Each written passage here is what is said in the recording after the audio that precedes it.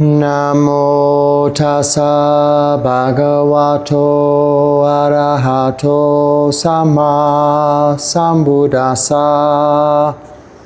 Namo tassa bhagavato arahato samma sambuddhassa.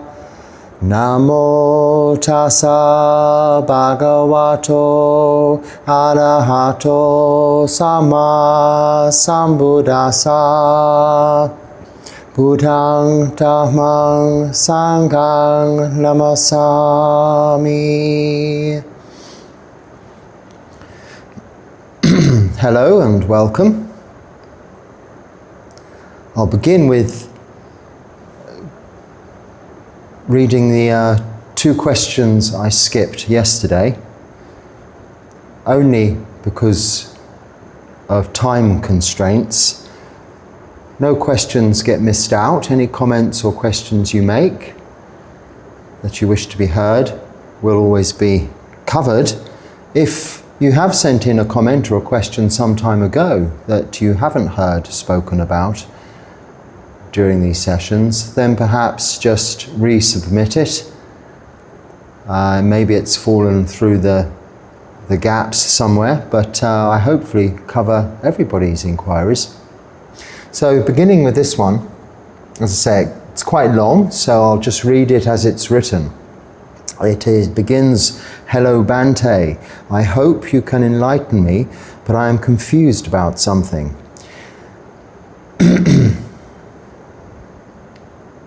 Only you can enlighten yourself. I can only reflect on what the Buddha teaches us and the direction in which he points us. But we'll continue. I will hopefully be able to help you answer some of the questions you have here.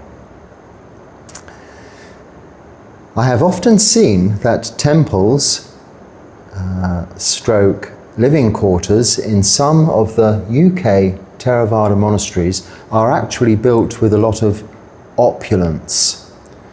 What I mean is that the materials, the structures, equipment, architects use, etc. are very expensive to purchase and to build in the UK. The so-called simple kutis are actually very expensive and luxurious in their own right, though the design may look simple. An outbuilding in the UK can cost a fortune. I wonder where the simplicity is in all this. I understand that we need to invest in quality buildings so they are longer lasting, but I wonder how it is justified on a path of simplicity. At the same time, there are so many homeless people on the streets of London, whilst we have a monk or a nun meditating in beautiful kuti, away from the block capital's real suffering of humanity. I feel this is very paradoxical way of living, simplicity yet in luxury, yet away from the suffering of humanity. Is there another way? Thank you, as always, for your guidance. So, thank you for a number of questions here, which I will try to talk about each in their turn, in the order they're written. So just on the first part, an outbuilding in the UK can cost a fortune, and the quality of equipment, materials, structures and architects used. Now, I must stress, this is referring to the UK, where certainly last time I approached this subject matter, not specifically with regards to kutis, but anything to do with the building industry in the UK, it was bound up with very, very tight building regulations and building laws, as is often the case in the modern world these days. And standards and requirements of health and safety, materials used, not only for practicality and longevity of the life, of the structure that you are creating, but a seamless, endless bureaucracy of red tape that one has to go through in order to erect anything more complicated than a timber garden shed. I think the planning law when I was last in the UK, and yes, I am probably 10 years out of date here, was that if a structure is movable, so a timber shed in your garden can be picked up and moved elsewhere, then it doesn't require planning permission. But anything else over a certain size and fixed status requires huge amounts of building regulations as well as planning permission to erect such a structure in the first place. So one must always remember, wherever a monk is living, it has to be in accordance with local laws, bylaws, and cultural influences. We are moving into places often that are unknown to us, and we are unknown to the local society into which we're moving into. Now, we as monks and as nuns are governed by something called the Vinaya.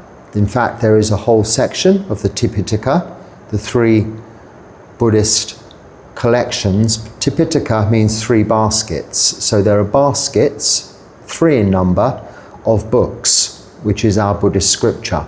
The first being the Vinaya Pitaka, a basket of books with all of our monks and nuns, bhikkhus and bhikkhunis, codes of conduct explicitly written down and formed, established, created during the time of the Buddha's life, whilst still teaching over a 45-year period,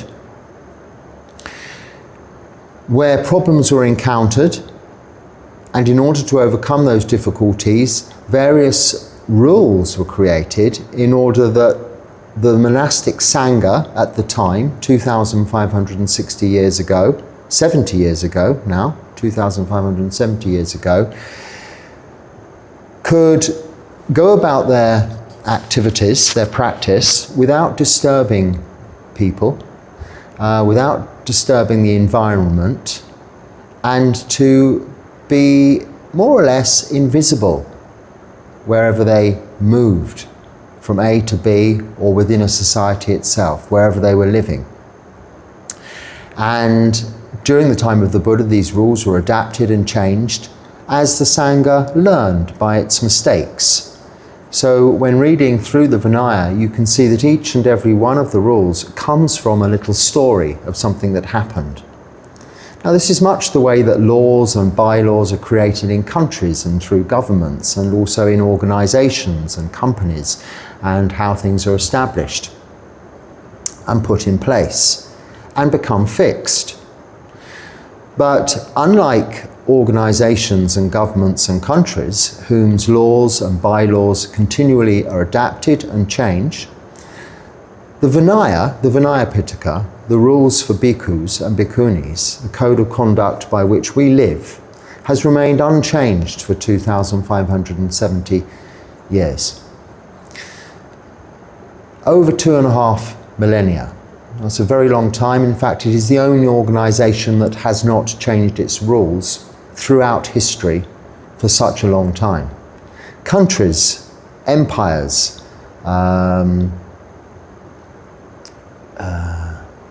what's that other word that's unpopular? I can't remember. But all kinds of establishments have come and gone in that time. Borders, boundaries have changed. The world is an ever-changing, adapting, evolving place. But the way that the bhikkhu and bhikkhuni Sangha has remained firm and established over such a long time is by having rules that were tried and tested over that 45-year period, but having been put in place, have remained unchanged. They've remained unchanged because they've been able to remain unchanged as a result of the dedication through renunciation of those very bhikkhus and bhikkhunis, men and women who renounce worldly life and move into the renunciant alms mendicant life, so the homeless beggar's life. And each and every bhikkhu and bhikkhuni is bound by these rules, these regulations. Specifically, in the case of a bhikkhu, 227 patimokkha rules, which we recite each and every 15 days on the Uposatha, the full moon and the new moon. And in the case of bhikkhus, bhikkhunis, the female nun, 311 of those rules. They too have remained, they come from the far broader array of rules and codes of conduct, the Vinaya Pitaka. They come from there, but they are our precepts. Like the 5 precepts, which are contained therein, 8 precepts, 10 precepts, and 75 training rules of a novice monk. All of those are contained within our 227 and 311, respectively, patimokkha rules. Inclusive in which are guidelines as to what we can build, what we cannot build. Now, it is in fact a very serious offence for a monk, a bhikkhu, even a fully ordained bhikkhu of many vasas, without the permission of the Sangha, to build a monastery or to build a kuti of any size, any substance over a certain size. And really what would qualify as a kuti that a monk, a bhikkhu, can establish for himself is simply what we would describe as, in the UK, a timber garden shed, and that is it. However, right back to the time of the Buddha, you will hear at the beginning of many suttas, thus I heard, whilst the Buddha was dwelling at Jetavana Grove and Manada Pindika's park, or at Savatthi, or wherever, where he would often spend these long 3-month rains retreats. The Buddha in that time, even back then, was living in monasteries. So communities of monks that came together for the 3-month rains retreat. Because of the nature of the Sangha, because of the popularity of the Sangha, and the devotion that lay supporters have for the Sangha, because they understand how the individual monks and nuns need to be supported by simple requisites of food, shelter, clothing and medicine, and are living a renunciant life by way of example to lay practitioners as to the alternative way of life, but also a way of practicing in everyday life, accommodating all of these rules, but showing how individual practitioners in lay life can also practice on the path, the Noble Eightfold Path, ultimately towards attaining to Nibbana. With all of this respect, monasteries became more and more comfortable, more and more, you could say, luxurious. Not quite opulent, and not really luxurious.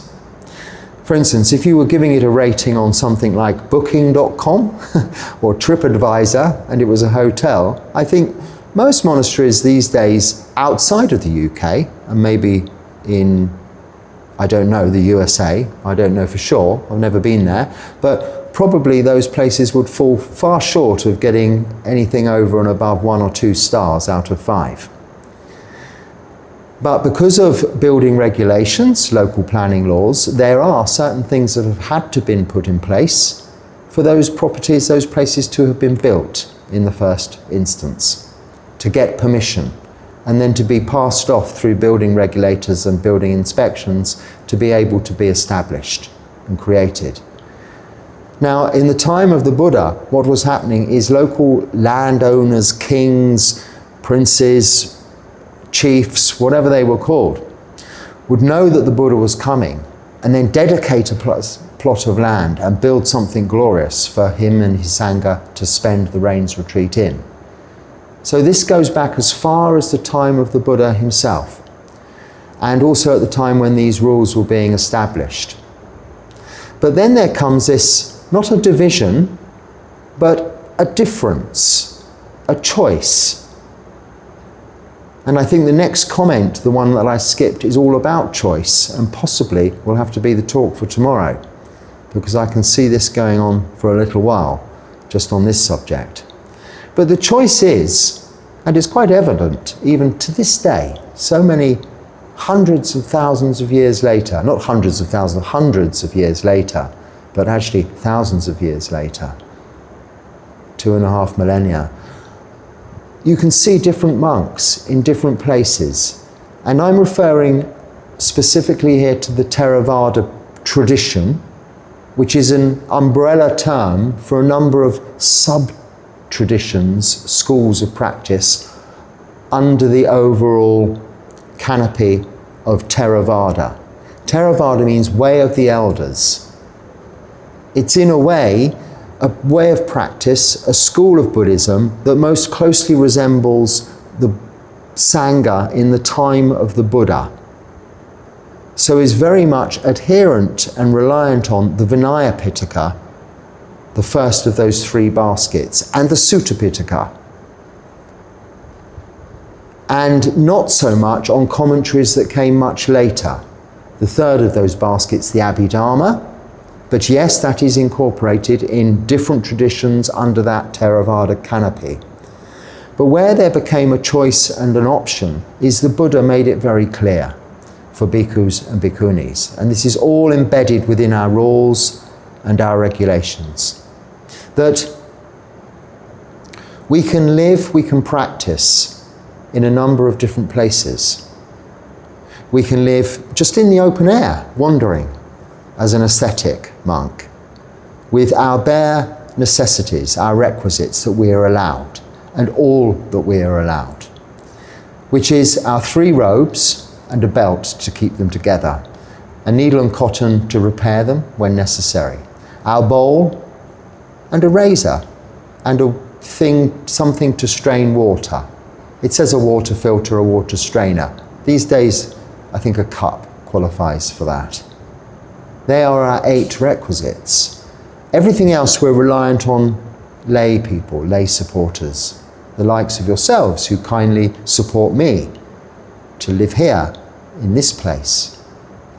And that is the first option as a wandering ascetic. As I wandered in India for some years, and I was living outside for a number of those years, or parts of a number of those years, but also in a cave, or under the shade of a tree, at the foot of a tree, or in any empty building that one may come across and take shelter in overnight, or make it your home. And this can too become a kuti.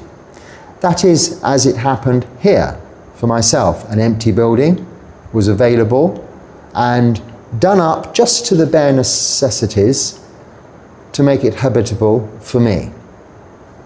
And this is the nature by which Buddhist monks and nuns can live. In nature, in the open air, in a cave, under a tree, or in an empty building, or in a community, in a monastery. But the Sangha, it doesn't build the monastery because monks and nuns are, being governed by those rules, are not allowed to handle or use money. So have no money to build such things. Even this meditation hall, Samadhi Sala, here where I am staying, not within this opulent, maybe, beautiful structure, but still in my empty building, my kuti, adjacent to this meditation hall. This was a derelict building, which through your generous support and donations has been created into this magnificent meditation hall for local people.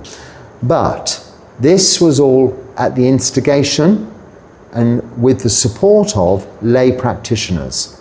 And as in the time of the Buddha, monasteries like Jetavana Grove were established of a very opulent and luxurious nature even then, because the king or the prince or the chief wanted to give the Buddha the best accommodation possible.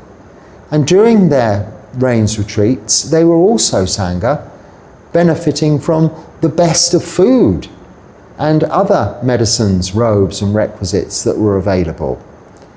So it did become quite a comfortable stay,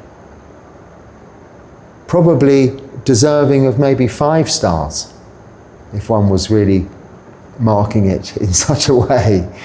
at the time. But of course, all of these things are, relatively speaking, in the society that you're living. So my accommodation, whilst is very basic to most people coming from the UK, and comparing it to kutis maybe in the UK, mine is, yes, very basic. I don't even have proper windows or doors that close, or a proper ceiling. I have an openish roof, as it is in here. It's very natural, very in nature, which is the way I asked for it to be, as simple as possible, so as just the bare necessities were available for me to live in. And that is allowed here, that is okay here. And that is also a lot more than many people have here already. So I'm very fortunate, very blessed to be have that facility, my own washroom, toilet inside, albeit very simple, a hole in the floor and a tap on the wall. But you know, this is much more than many people have, as you're describing in UK, the homeless people. So the overall teaching of the Buddha was, having come from a life as asceticism for 6 years and then found that that didn't work, but originally beginning his life in a life of opulence and luxury, and knowing that that wasn't bringing about contentment and happiness, he established the Noble Eightfold Path and the middle way. And it is finding a middle way that is very important for us to consider, wherever it is that we may be living at any point in time. Now, we must remember, a bhikkhu or a bhikkhuni has renounced worldly life and is a homeless mendicant. Before you are a monk, you're an anagarika for some time, which literally means homeless one. So you've given up the homeless life, the household life, and you move into homelessness. So wherever you might be staying, whether it's in a luxury kuti or outside on a mountainside, under a tree or in a cave, this is only a place for you to abide for the next 24 hours. Each and every day, and our day begins at dawn and ends at dawn, but each and every night, before we go to sleep, we ensure we have our bowl, what part of our 8 requisites, our Pindapata bowl, and our 3 robes, so our outer robe, Sangati, upper robe, this one, and our lower robe, this sort of skirt. We have all of those within arm's reach. Also our cup and our needle and cotton. So that if we were to have to move in the night, maybe some elephants came along, or tigers, or snakes, or the landowners were to turn up in the morning and say it's time for you to move on now, as might happen in some modern countries now, then you can just pick your things up and move on. We live in a transient nature. But of course, within certain societies, such as modern countries like the UK, with all of these regulations and bureaucracy, it isn't really possible to just go and live in the park that way. So yes, established monasteries with accommodation for monks and nuns, still called kutis, have been formed.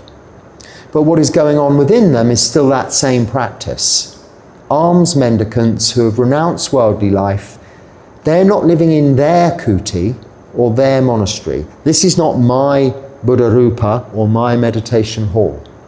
This was provided by yourselves and lay supporters locally, is used by lay supporters locally and yourselves via this platform and means, and for me to give talks, to do morning puja, evening puja, our devotional practices, and a nice place for people to come and practice meditation, out of the direct sunlight, out of the rain, to some extent protected from mosquitoes, flies, snakes, and other biting creatures. A place of practice, but it belongs to and is provided by lay practitioners.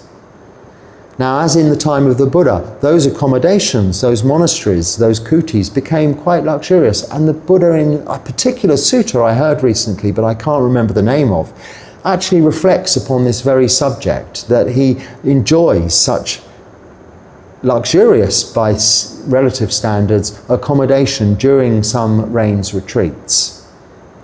But back to where there is that now difference in monks, not only in their lifestyle and their practice, but in the way they look, to actually help you understand the difference in what particular schools of Buddhism are doing and how they're practicing.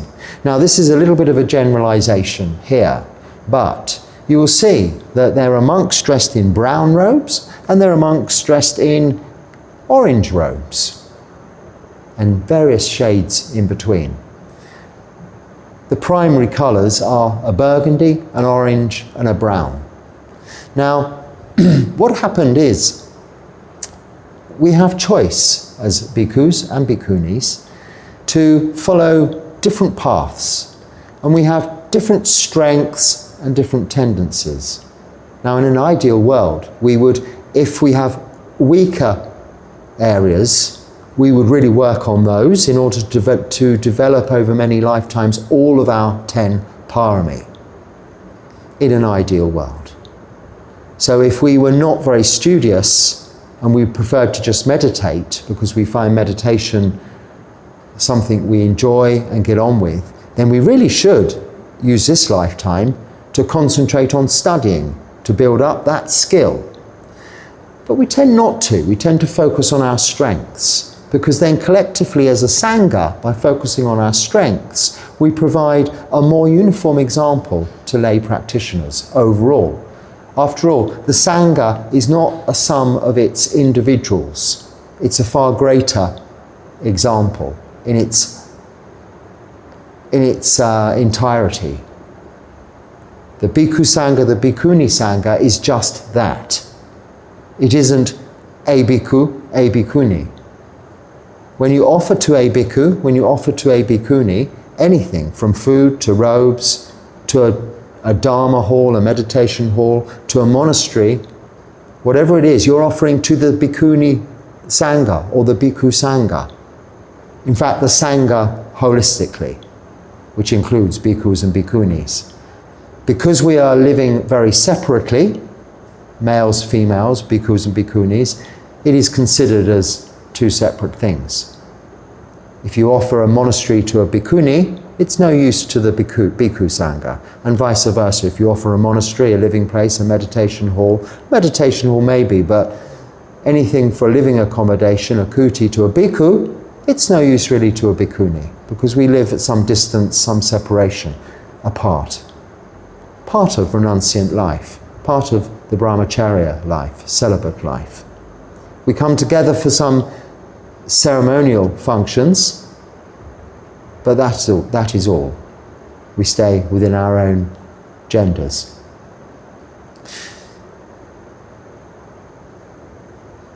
Now, as a result of generosity, the support that the lay community gives to the Sangha, yes, there can be some rather luxurious buildings. Also, in conjunction with that, people like to build stupas, places to house relics, places of worship, as reminders and to build faith, and also as good actions of body, speech and mind, punya karma, meritorious activities to generate good karma for beneficial future rebirths, and all of these notions which they can dedicate. So, with all of these activities, there does appear to be an abundance of assets that is, in fact, not the Sanghas, the individual bhikkhus or bhikkhunis, but the organizations that have been built up by lay practitioners to support those Sanghas. So in the time of the Buddha, the king, the prince, the chief would be the organization building monasteries that he gave to the Sangha for their use, but the Sangha cannot actually own it. We cannot have things in title. We cannot be on the deeds of property, for instance, and sign our name as to ownership of this place. I don't own my kuti or this meditation hall or the land it's on. Local people do. They allow me to stay here. As long as they allow me to stay here, I stay here. if they were reluctant for me to stay here, I'd move without question to somewhere. I'd wander and live under a tree further along the beach somewhere until another opportunity or place for me to dwell came about. In a Buddhist country that's more straightforward, but of course in the UK it doesn't work like that. They have to abide by planning regulations and laws. But this is not the individual monks or nuns that are living there. Also, when you look at the community of monks and nuns, it's usually quite transient. It may appear that it's the same Sangha, and it should do. We all look the same in our brown robes, orange robes, or maroon robes. But there comes the difference. The monastic Sangha you see in any collection of monks and nuns is not always the same individual monks or nuns. They will be moving on all of the time to different monasteries, except for the time of the Vassa, the 3 months retreat time, when often there is a whole lot of new faces in that Sangha, staying for that period of time. But because we have this variety of skills, abilities and experiences, ages and people from so many different backgrounds and so many different nationalities, we take the advantage of being able to use, as happened in the time of the Buddha, even within his closest disciples, particular disciples of his were better at other things. He had the disciple foremost in samadhi, meditation practice, the disciple foremost in learning and reciting his Dharma desanas, his Dharma talks, the disciple foremost in spiritual powers and miraculous achievements and insights of that nature, and so on and so forth. And included in that list are bhikkhunis of various different superiority and being foremost in abilities. We exploit and use those strengths. So we have a difference of what we call village monks and forest monks. Now, the titles can be a little deceptive because a forest monk doesn't necessarily have to live specifically in just a forest or a jungle or far from anywhere, because we all have to live within walking distance of a village or a town to go on Pindapata each day to get our food. But more than often are living, a forest monk, in a natural nature forest environment. And they are usually robed in brown robes. This has come as a result of the dyes available to dye the original old rag robes, cloth that was collected to make the robes, out of natural earth or sap from trees that was available to them in the forest. And then we have monks that live in the village, or we'd say town and city now, so village, town or city monks, and forest, jungle or wandering monks. Now it seems that the forest, jungle or wandering monks are more ascetic than the village, city, town or city monks, but not necessarily so, because it is about those individual monks and their practice, wherever it may be, and how they're practicing it. So in my own practice, coming from a forest monk background, I've spent Vassas in cities, so village monk environments, and also in forest monasteries, forest monk environments. But the practice, wherever you are, remains the same: sila, samadhi, panya. With monks and nuns, our close adherence to our patimokkha rules and study of the Vinaya. Our meditation practice, development of samadhi, and overall the development of wholesome mind states and reduction in unwholesome mind states, the development of wisdom. That remains the same. But in the villages and in the towns and the cities, the monks are generally clothed in the orange or brighter coloured robes, or in some countries the burgundy or dark maroon coloured robes. Now they are more monks who have chosen to remain living in communities of many monks rather than on their own in a forest, because they're more inclined towards study and learning and research. And therefore very, very important, an important part and aspect of the overall Sangha, collective of all brown, orange, burgundy, forest, village, whatever description, inclusive of all. They're very important because they are the academic monks responsible for study, learning, translation into many different languages as Buddhism has spread, and for the transmission of the Dharma technically. The recitation of the Sutta Pitaka, the learning of, the understanding, and many of the commentaries that have come subsequently. So this is the intellectual side of Buddhism, the scholastic side of Buddhism, where the Vinaya is maintained in its structure, where the Sutta Pitaka is maintained in its structure, as well as the Abhidharma. And us wandering forest monks, who perhaps are not so good at that in our brown robes, have those studious monks in the villages, the village monks, to rely on, as in the time of the Buddha with his disciples. Ananda, his secretary, if you like, one of his closest disciples, was the monk responsible for memorizing all of the Dharma talks, which were subsequently written down, that we have today in the Sutta Pitaka. So even at that time we had practicing monks and studying monks. Now the studying monks are practicing too, but a different aspect of Sila, Samadhi, Panya. More the development of Panya through intellectual learning and wisdom, rather than the practice of meditation. Whereas the forest monks are usually practicing more the meditation than the intellectual learning. All these are paths towards Nibbana, or both of these are paths towards Nibbana. You could simply say Samadhi monks are the brown ones that live in the forest, Panya monks are the orange ones that live in the village temples.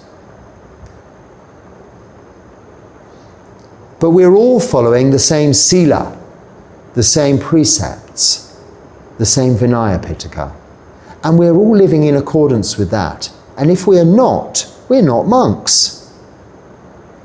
So there is never a transgression of the primary codes of conduct. There are disrobable offences that are immediately disrobable.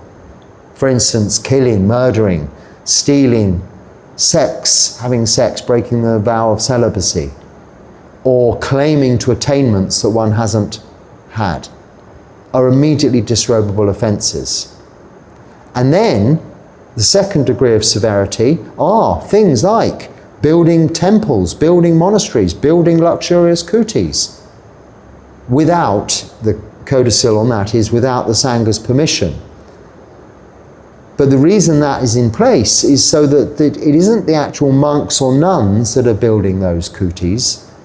It is taking it to the Sangha, which then relies on its support of the lay practitioners supporting the Sangha to build such places. So for instance now, this is complete, the meditation hall.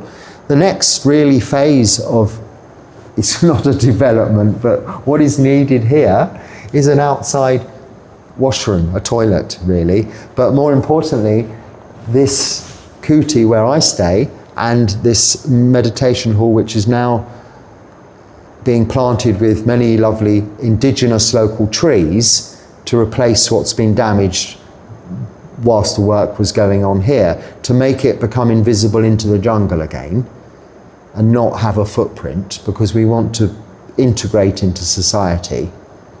So there's not much in the way of plants in here, but outside is very beautiful with plants.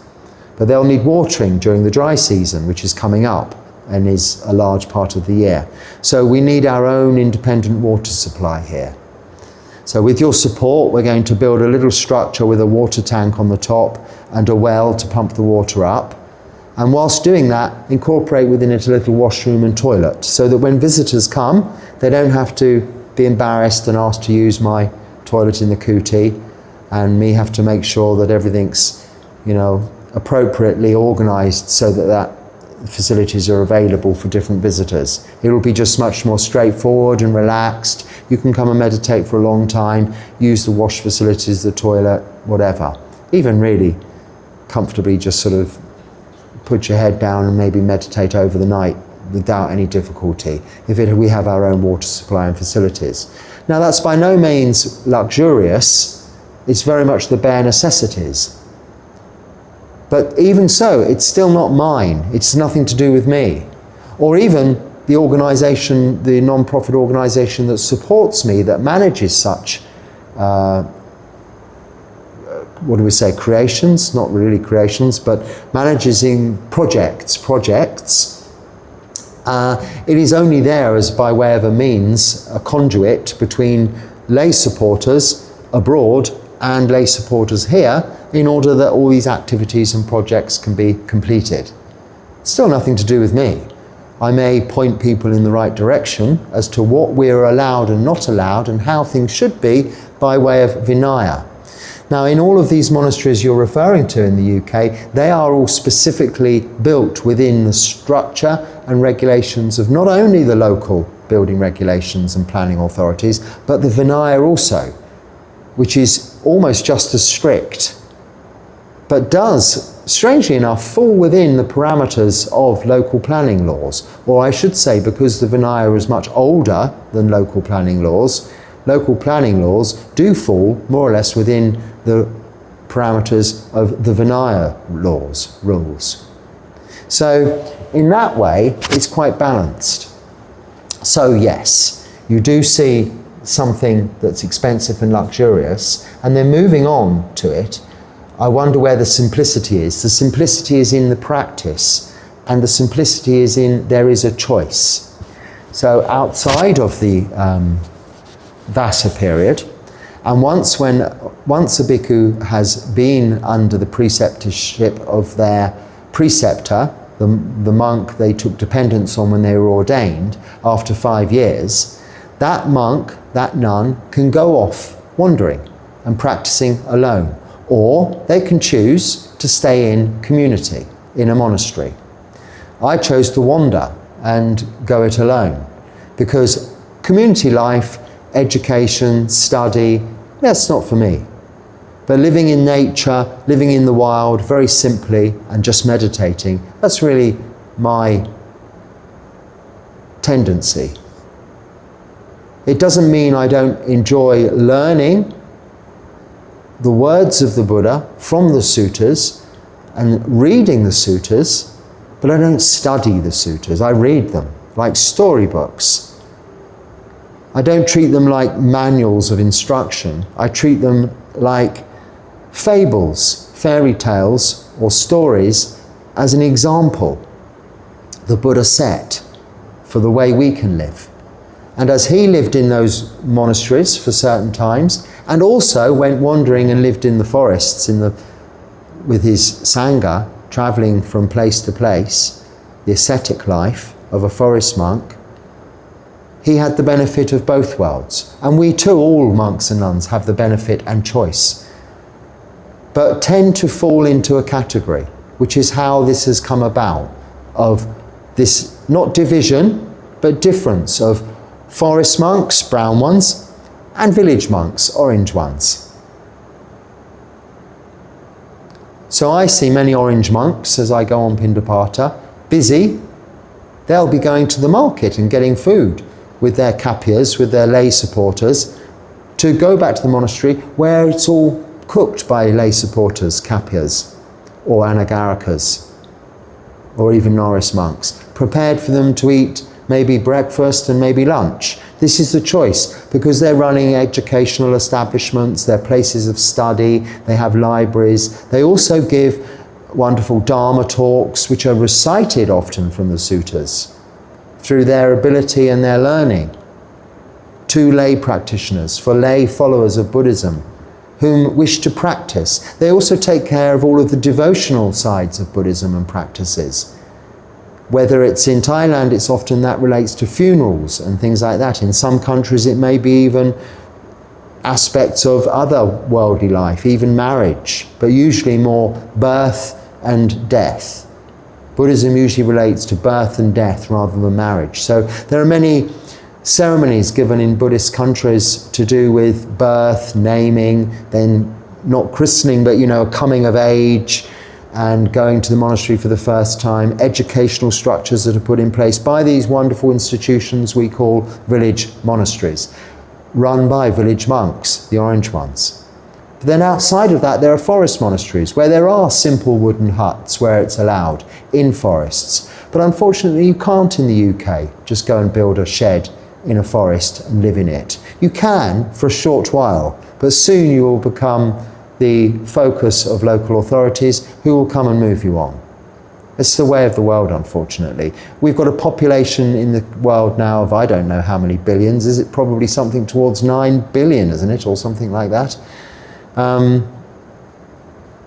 As opposed to in the time of the Buddha when it was only in the millions. It's quite a different world, isn't it?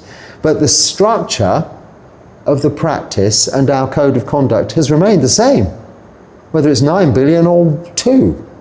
It needs to be really 5 bhikkhus for them to be together. So there again is an example. I go and stay in a monastery here in Sri Lanka, which is a forest monastery, on an island in a lake. And it's separated from the world, physically and mentally you are. There's usually only a few monks there at any given point in time. But on the land, the nearest temple, monastery, a village temple, village monastery of orange monks, are enough monks there to support the ceremonial structures that are necessary. So for instance, the recitation of the Patimokkha, there needs to be more than 5 monks every 15 days, our code of conduct, our rules. And for ordination, there needs to be a number of monks, not only 5, but a number of senior monks of more than 10 vassas, 10 years in the robes, and others present.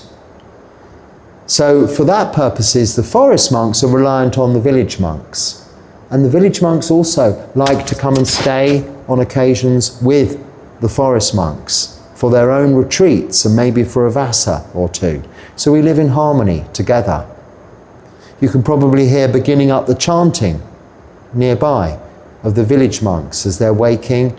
They begin their chanting at 5:30 in the morning every day here, and they receive many of the local people there who offer dana, breakfast. And this has come as a result of the Sangha having been established for some time and Buddhism being present or known about as a result of the King Ashoka sending his daughter and son to Sri Lanka not long after the time of the Buddha, where Buddhism became established. Before then, the bhikkhus and bhikkhunis came. And when they came, there were already monasteries established here, such as the ones the Buddha spent time in during some rains retreats. So luxurious monasteries. And the monks and the nuns didn't actually have to go on Pindapata here because the monasteries were there and the lay supporters were there to support them and bring food and requisites each and every day. And because of that, were established these places of learning, these places of research, these places of study, universities. Back in India, the region from where the Buddha lived most of his life and practice, near Rajgir, is Nalanda. Rajgir was the place you'll hear about where the fire sermon was taught, the Vulture's Peak, the Squirrel Sanctuary, another place of his residences for the Vassas. But near there was established a huge university for studying monks, Nalanda. And you can go and visit these places. I've stayed in these places myself. And the remains of Nalanda University, the footings, the buildings, and the little cells in which the monks stayed in and where they studied, the classrooms, the lecture theatres, are all still there and evident. Huge places, built and supplied by lay practitioners. Now, as I hope you lay practitioners will support me and build an outside toilet for visitors and our own water supply here, these huge places get built all over the world now for the benefit of the Sangha, use of the Sangha, but it isn't for the Sangha. That is outside of our Vinaya, outside of our rules. We don't own anything other than our 8 requisites. Now, of course, in all religions there are grey areas and areas for exploitation. And I don't know where you've visited or where you've seen, but we look at the practice that is going on in there, and is it beneficial to society? We don't criticize it because it's too opulent, too comfortable. In fact, it makes no difference whether you're in a comfortable bedroom in a hotel or whether you're under a tree. If you're practicing well, it's about mindfulness in whatever you're experiencing, wherever that is, wherever it may be. Whatever you are offered, wherever you have the opportunity to stay and live comfortably. So I know time is getting on.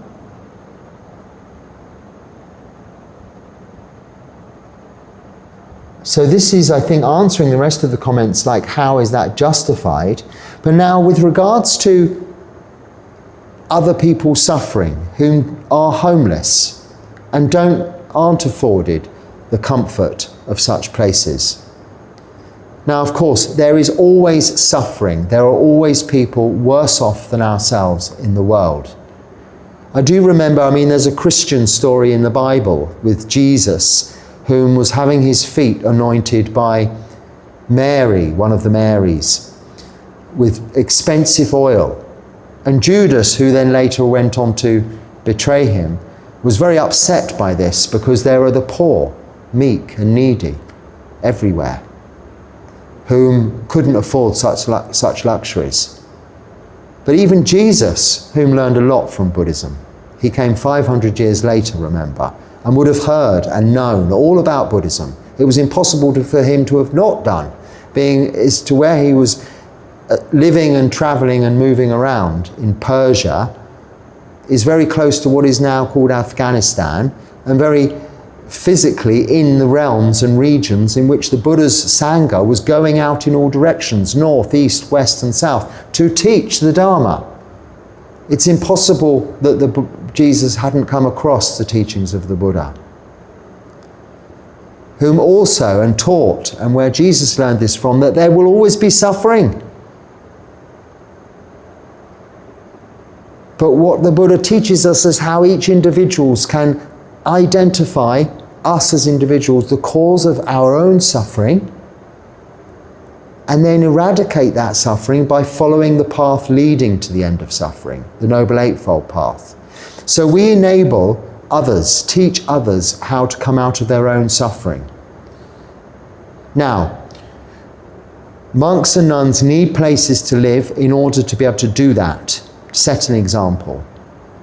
Now, we do need village monks who study to continue the teachings, continue the Dharma, the suttas, in its purity throughout all of those thousands of years to date, as well as us forest practicing monks in our dirty old brown robes wandering here and there.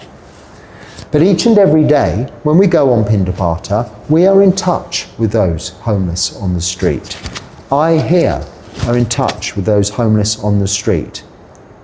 And when I pass someone living on the street, they want to just put their hands in Anjali and bow and receive a blessing.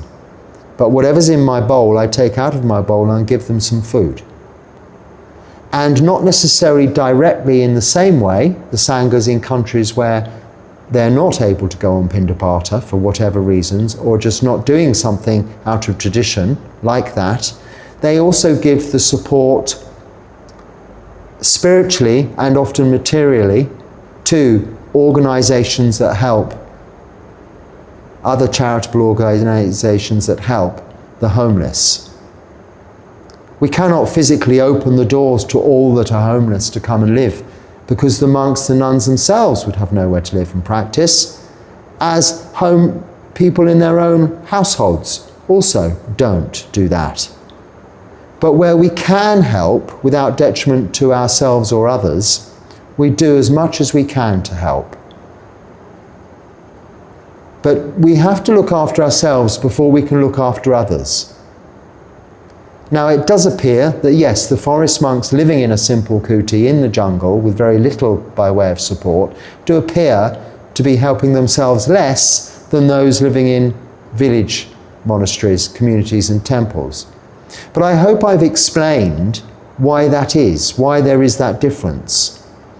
But similarly, like the fourfold assembly, monks are dependent on lay men and lay women, nuns are dependent on lay men and lay women, as lay women and lay men are dependent on monks and nuns.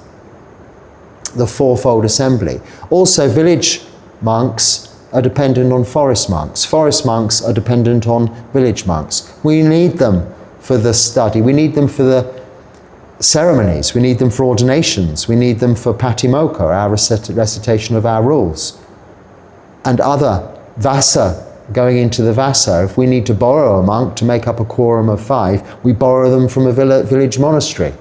So often you'll have 3 or 4 brown monks and 1 orange monk or 2 orange monks staying in one place for the vasa, because we'll borrow them from the temple, whom have an abundance for their vasas, so they can have katina, and that's a whole other story, but it's all part of the organisation and structure of how we employ the Vinaya in our day-to-day activities. And how we support society by not taking from society, by living selflessly with as little as possible, the bare minimum, and any surplus received like a conduit, really, like a charitable organisation, by my going on Pindapata, for example. This is just one example of many. I have an abundance of food. I just need some rice, curry, a bit of fruit, maybe some chickpeas, and that is enough. If I'm fortunate, occasionally some vegetables and some salad, but that is enough. And maybe a bun, piece of bread, something like that. It is enough. That fills my bowl. But I get that over and over again when walking 4 kilometres on Pindapata. And I end up with a big sack like Father Christmas and a big bowl overflowing with food and maybe some carrier bags of other items. Now, I don't take that back and hoard it and store it. Monks and nuns are not allowed to store food overnight or keep anything that they don't need. Our robes. Now, it may be seen that monks in monasteries have many robes, but they still only at any given point in time have 1 set of robes, which we have to make a ceremony of, determine with another monk, this is our robe, put 3 dots in the corner or mark it with a pen that it is ours. Often they'll just write their name for practicality, if it's a large community, and they are our robes. Now, yes, if they were damaged and they're in a society where they've got lots of monks and nuns and lots of requisites, they may have access to different robes for just renewing them rather than spending their time sewing and repairing so they can teach, so they can study. They have a supply. But a forest monk doesn't. They live alone. So I only have this 1 set of the 3 robes. But usually if I was to stay in a monastery for some length of time, I would be offered, monks would say, oh, we'll offer you another set of robes. But now when I'm offered robes, I'll give them to the village monastery nearby. All of the extra requisites to do with monks and nuns, I give to the village monasteries. The washing powder, the soap that I get in abundance. A packet of washing powder lasts me for about 6 months. A very small packet of washing powder. So I use a tiny bit every few days, you know. Soap, similarly. Not that I'm dirty, but I don't do much. And I wash each and every day at the same time and rinse my clothes, but need very little. But I get offered a lot, so it goes to the village monasteries. But the abundance of food goes to those homeless people still on the streets. And also, there's still too much. So it goes to the local hospital. I literally go to the local hospital and they won't take it as a donation. They like me to go to each patient, all of the ladies in the ladies' wards, all of the men in the men's ward, all of the children in the children's wards, and then also the doctors and the nurses. and give them an item of food from my bowl, hand to hand. And that is my way of practicing generosity, and it's a beautiful part of my day that I have come to enjoy so much each and every day. It's not supporting the hospital in all of its needs by any stretch of the imagination, but it's different people in the hospital, different patients each time, and it's an opportunity to give the Sangha, yourselves who support the Sangha, are directly giving to those people from the monk's hand to their hand something to support them and cheer them up during their stay in hospital. Because if it wasn't for your support, I wouldn't be able to do that. Okay, the food is given to me by locals here, but I wouldn't be able to go on Pindapata to receive that food if it wasn't for your generosity and support through this platform, through this medium. So for that, I'm extremely grateful. But you can see in this local environment what we've done here with very little. We don't have a big donation button or go asking for, whatever they call it these days, raising things, money, in any of that sense. You just willingly, kindly donate occasionally. A little or much, it doesn't matter. However small, however large, it doesn't matter.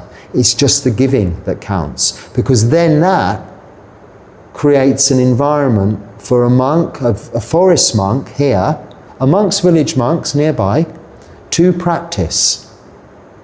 Supported in the Vinaya and the study by village monks nearby in this culture, but locally in their requisites here. And when I'm gone, when I'm dead and buried, or burnt or whatever, another monk hopefully will take my place, a forest monk, a practicing monk. And it is that is going on to support all of those areas of concern that you have. But we can never end that suffering. There will always be homeless, there will always be people suffering. But we can recognize that. We can have loving kindness, metta, karuna, compassion. And joy also, mudita, when we are able to give them something from our own hand. So when you give to the monastery, know that you're supporting monks to set an example and give everyone an alternative way of living, should they so desire to leave the household life for a life of homelessness and renunciation, or remain in the household life and practice with the support of the Sangha, receiving teachings and education and practical ways to apply the Dharma in all of your daily activities.